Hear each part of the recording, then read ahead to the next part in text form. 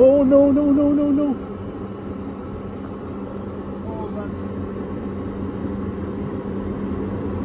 Tower, you're seeing this airplane just crash into 3. Oh my god.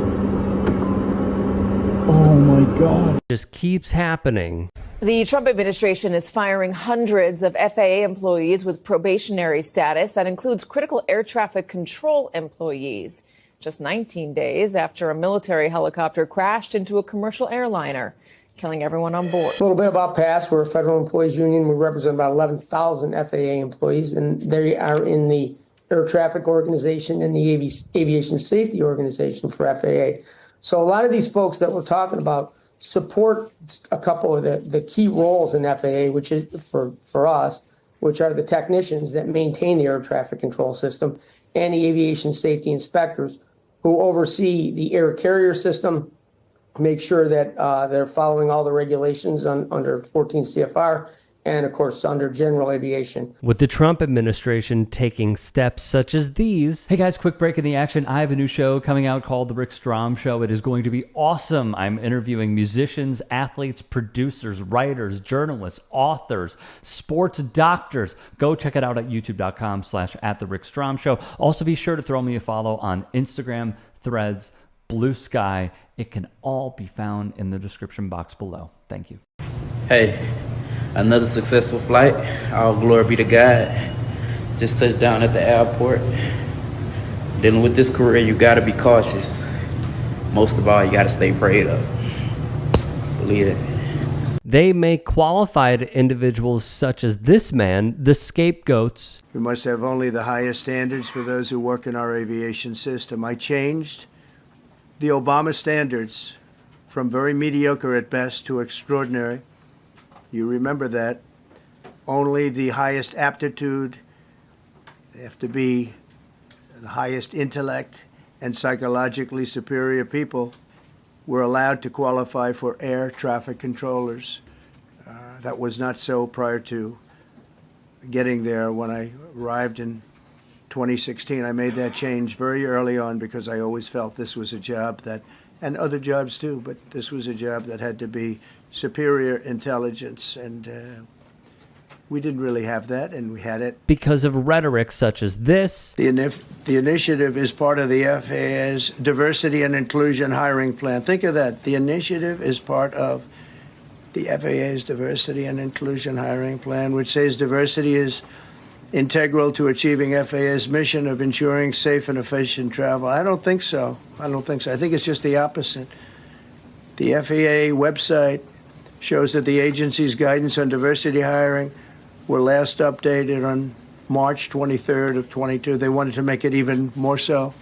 And then I came in, and I assume maybe this is the reason. And this. Do you have any evidence that any of those hires that were there at the control Wednesday night were DEI hires? So the president's been very clear about this. This is not saying that the person who is at the controls is a DEI hire, but let's just say, first of all, we should investigate everything, but let's just say the person at the controls didn't have enough staffing around him or her because we were turning people away because of DEI reasons. There is a very direct connection between the policies of the last administration and short-staffed air traffic controllers. That has to stop. And by the way, it's so funny to me, the media has picked up on this, not you, of course, Maria, but others have picked up on this. The president made very clear that he wasn't blaming anybody, but he was being very explicit about the fact that DEI policies have led our air traffic controllers to be short-staffed. And if you thought they gave one iota, they don't.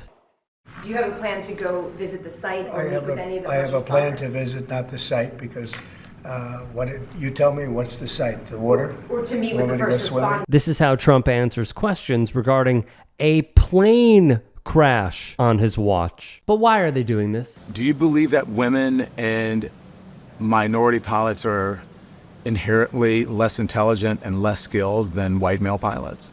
No, I'm just saying that we should not lower the standards for them. Okay. But there's no evidence that standards are being lowered when it comes to the airline industry. You've repeatedly said that there's no evidence that standards are being lowered. and watch the replies showing all the evidence that it is. Replies, though, on social media or on Twitter are not necessarily fact and evidence. No, That's people's they opinion. will cite all the reply, in the replies to this. You will see how often the information is cited, showing that indeed there are significant cases where standards are lowered. And I do hope that happens. I do hope that happens, and I look forward to it. And as you said, if you're wrong, then you're wrong, and if I'm wrong, then I'm wrong. Yes. Okay. So and I'm glad we're having this conversation, debate. This is what we should be doing, debating the issue. So if I'm wrong, then I'm wrong, and then they'll be proven in the thing, and you as well. But I just want to tell you that pilot that you talked about, in fact, was a woman pilot, landed the plane safely despite the major malfunction with the equipment. Boeing has taken responsibility for that incident, saying that it was caused by a faulty door panel. So I'm not sure what that had to do with lowering the standards for pilots when it was a faulty. No, it's not lowering standards for pilots. It's the incentive structure. I believe at Boeing changed to include DEI as a fundamental executive incentive. But in my view, it should be purely about passenger safety. Okay, but do you understand how by saying just that standards are being lowered, that you're implying that they're being lowered because people are less skilled and less intelligent, and you're talking about people of color and or women? Look, I'm saying we should not lower standards. But you don't? That's it. I think everyone can agree that you shouldn't lower standards. Right. But you're implying that they're lowering standards because of people of color or women, because someone is not a white male. You're saying that they're less skilled and less intelligent. That's what you're saying. No, I'm not saying that. I'm simply saying that they are. Then why would they be lowering the standards? I don't know. Why are they lowering the standards? Just so you know, 5% of pilots are female, 4% are black. So you're talking about this widespread takeover of minorities and women when that's not actually true. It's because of guys like this.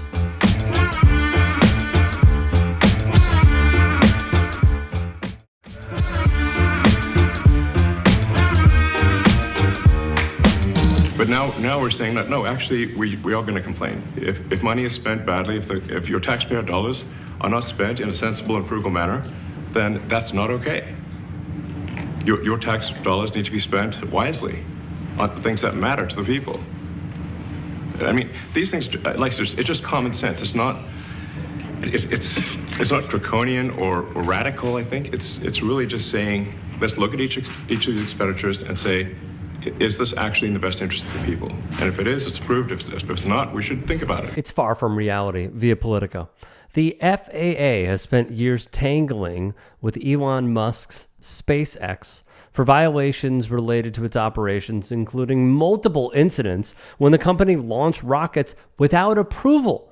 During the past year, the agency proposed fining SpaceX more than $633,000 for twice using plans the agency had not greenlit, and forced the company to idle its launch pads in Texas for months because of a pending Fish and Wildlife Service review. So this goes to show he does not care about life.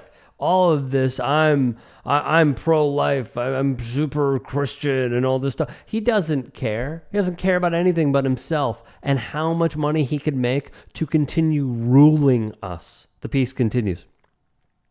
He's used, Musk, his social media megaphone to threaten to sue the agency for regulatory overreach, accused it of politically motivated behavior, taunted the FAA with crude humor, and poked at the agency's rules. Of course he did, which he says moved too slowly to meet his goal of getting human civilization to Mars.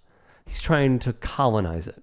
He has also called for the resignation of the leader of the FAA, Mike Whitaker. A good point, by the way, was made from the Majority Report and Emma Vigeland here. This gives you an indication of how petty these guys are, how sociopathic you have to be to accumulate this kind of wealth. Because that $633,000, oh well, he's going to teach us all a lesson and deregulate our airspaces because he wants to shoot his toys into space, into our atmosphere where it could fall on top of us whenever he wants. And so because he doesn't get to shoot his toys into space where they could fall on top of us whenever he wants our air traffic to be much less safe. My thoughts exactly.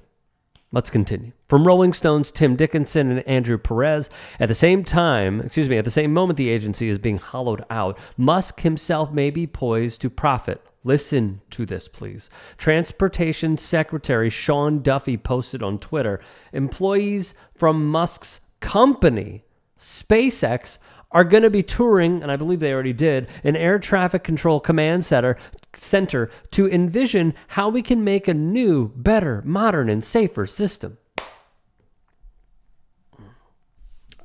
Let's get through this, and then I'll give you my 2 cents. They add the administration's invitation to SpaceX engineers to help reimagine federal air traffic control is giving fresh evidence to critics who believe that the end goal of DOGE is not to create efficiencies within government, it never was, but to degrade federal expertise within agencies like the FAA, so they are forced to turn to for-profit companies that Musk will be running, my view, effectively privatizing essential government services. Yes, that is the end goal. In conclusion, Musk is not only pulling the strings of government power to remove a disagreeable cop from the SpaceX beat, he's also setting up the company to potentially receive lucrative contracts to overhaul the nation's air safety systems. These are among the problems Elizabeth Warren, senator from Massachusetts, pointed to in an interview with Rolling Stone. So look. They're talking about conflicts of interest. We need to be very clear about this, okay? And I know that some people, when I say this word, you're going to feel the ick and you're going to say, well, no, I'm pro that. Come on, how could you attack it? This is a form of how dangerous capitalism is. Because what you have here is Donald Trump, Elon Musk, Peter Thiel, J.D. Vance, and others who are staunch capitalists, okay? And I understand the opposition is largely, except for a few dissenting voices, very heavily in favor of capitalism as well. Not necessarily to this degree, but this is what Republicans want, and this is also a form of how dangerous capitalism is. Elon Musk, the richest man in the world, bought the presidency, basically said, if you get in, I'm going to donate millions and millions and millions of dollars to you, Donald Trump, which, by the way, I only receive from American taxpayers because I have contracts with the federal government. He gives it to Donald Trump, tells him, in my view, in those meetings, hey, here's what's going to happen. If you win, because I gave you hundreds of millions of dollars, some reports said it was $30+ million a month, even though he was like, whoa, I didn't do that. Don't believe a freaking word this guy says. He tells Trump, in my view, in those meetings, if this happens, I want to be in charge of this, and this. And why is that? Because he wants to enrich himself that much more. And for him, Donald Trump is his Manchurian candidate to achieve it. If you go over Elon Musk's family history, along with David Sachs's family history, along with Peter Thiel's family history, you will see that they will use politics, they will use religion in order to become the richest people on the planet so they can be our emperors. That is what this is about. And also, in addition to all of this, he wants to privatize the airspace. So basically, it is only for the rich and wealthy, and he could then be in charge of air traffic control to enrich himself that much more. There's so many words I want to say that I can't say because this video will get demonetized, but I am really peeved.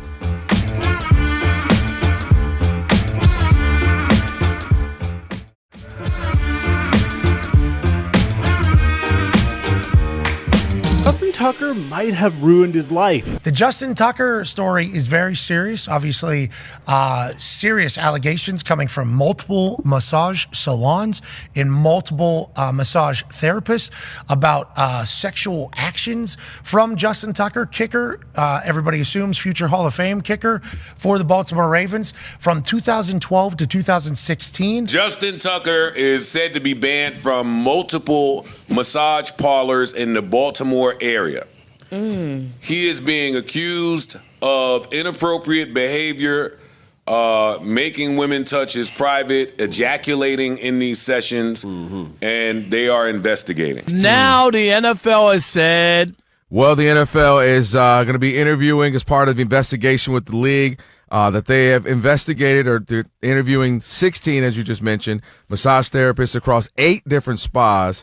in the Baltimore area. And then to add to that, Rob, as you were just going over, 2 additional women said that they plan to be interviewed as well. So that would bring the total then to, so the 16 that have accused, and then the other 2 they want some information with, bring it up to 18. Baltimore Ravens kicker Justin Tucker is in hot water and could potentially be out from his position with the team after these allegations were printed in the Baltimore Banner.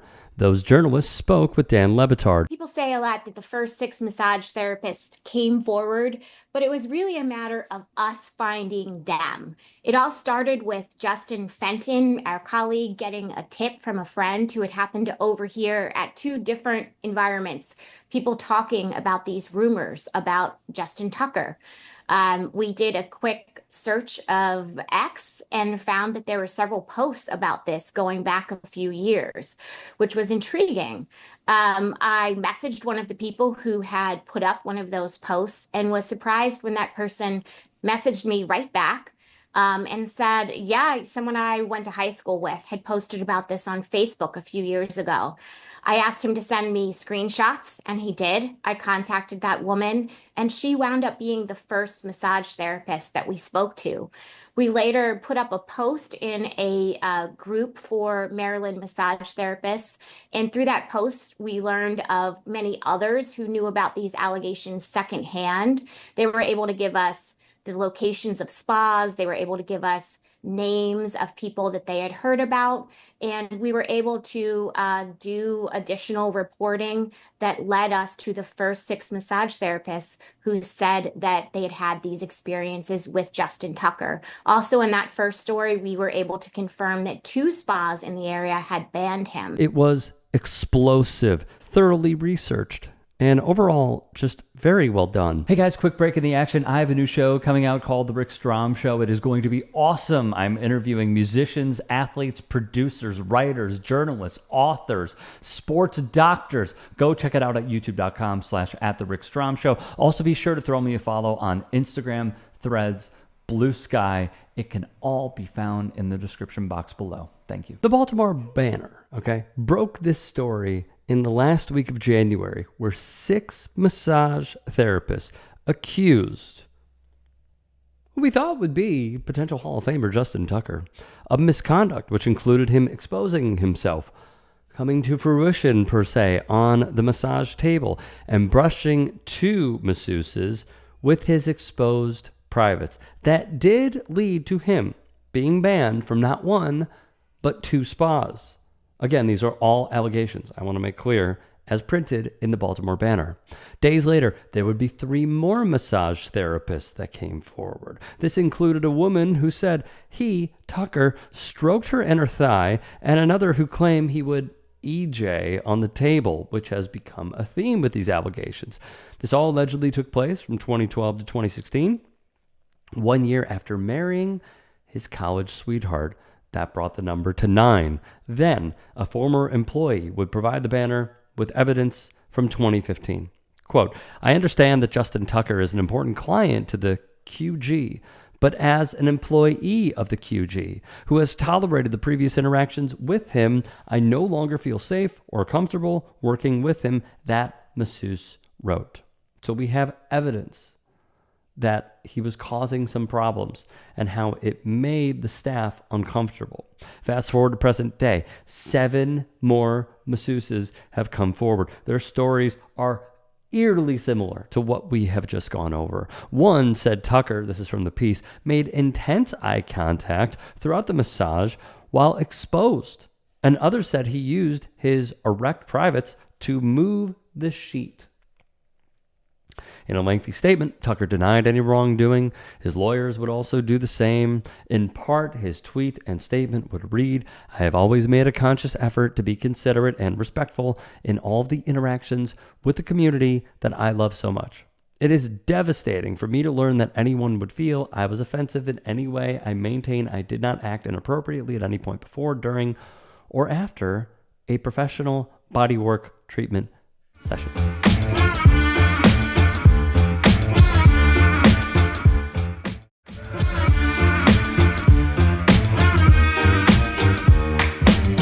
Most recent news was this. Every position is important. We're going to look at every single position, but certainly different years you look at different positions. We're looking at kickers. I mean, we're looking at a lot of positions. We're looking at every position, but I'd say the kicker position would have been a priority no matter what, because Justin's our kicker. We love him. I expect him. Would have always expected him to keep going forever, but nobody goes forever. So we've got to look at every position like we do. From Ravens head coach John Harbaugh, it is no shock, let me be clear, that they are looking for kickers for two reasons, and at least keeping their options open. Number one, the allegations are very serious, and the NFL is conducting an investigation. Do I have faith in the investigation? Of course not, no. Why would I have faith in Roger Goodell? It's insane. But the second part is this, and maybe more so the reason why they're going to be looking at kickers. Justin Tucker had a bad year. He was bad. His field goal percentage, according to ESPN.com, 73.3%. That's 32nd in the league. So for the Ravens, I feel as though it's convenient timing. Because if this man hit 99.9% of his kicks, would the option even be out there that they would potentially get rid of him? The answer, of course, is no. I think the biggest thing that we have to do, first of all, is look at every single case differently. There are no absolutes, and I think in this case we're still awaiting as much information as possible. Again, we're fortunate that the league has come down to Baltimore. I met with the league. I believe the league is meeting with other people in Baltimore as well. We'll wait for the details of that investigation and we'll make a decision based on that. That's Ravens general manager Eric DeCosta also commenting on the matter. From The Ringer, Tucker's situation calls to mind the similar controversy that has surrounded Deshaun Watson that I know a lot of y'all were probably thinking of as we were going over this. The accounts of Tucker's behavior, similar to those given by dozens of women who filed civil lawsuits against Watson when he was the quarterback of the Houston Texans in 2020. The NFL would investigate. Watson suspended 11 games in the year 2022. By then, he was with Cleveland, who had traded for him and given him the largest guaranteed contract in NFL history. That stands as possibly the worst contract in all of sports, way worse than Bobby Bonilla. Just a few years later, it is quite chilling to see another NFL player, as in Justin Tucker, in a similar situation. The league and team once again determining where to draw the lines when it comes to player conduct within this league. It's really something how the NFL has set this up. The writer concludes, the Ravens have already shown that zero doesn't necessarily mean zero. The process is basically giving wiggle room to wait for the results of the investigation from the NFL and possibly that Justin Tucker could in some world be cleared of any wrongdoing. And here's what they say, which is important. A true zero tolerance policy doesn't leave room to weigh the circumstances and decide who's worthy of a second chance in the aftermath. The Ravens very well may not worry about testing the limits of a zero tolerance policy. Tucker's 35, coming off the worst season of his career. The cost of releasing him, $7.5 million in dead cap. The NFL, if the NFL decides that Tucker violated that policy and the Ravens were to wave bye-bye to him, you could decide whether it was because of their kind of zero tolerance policy or not, which is true. For a franchise that really has shown that they want to be in good standing and they want to have a moral compass, considering what we saw with Ray Rice, considering what we saw with Jimmy Stewart and a few others, it's all show. And I double down on it being convenient timing that this is coming out and Tucker had the worst year of his career. And I believe whether they're cleared of any wrongdoing or not, they might cut him just to say, look at us.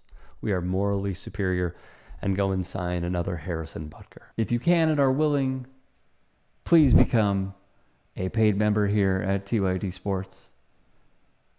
And or go to tyt.com/join. In addition, you can follow me on Twitter, Instagram, and TikTok. Appreciate it. Have a great day.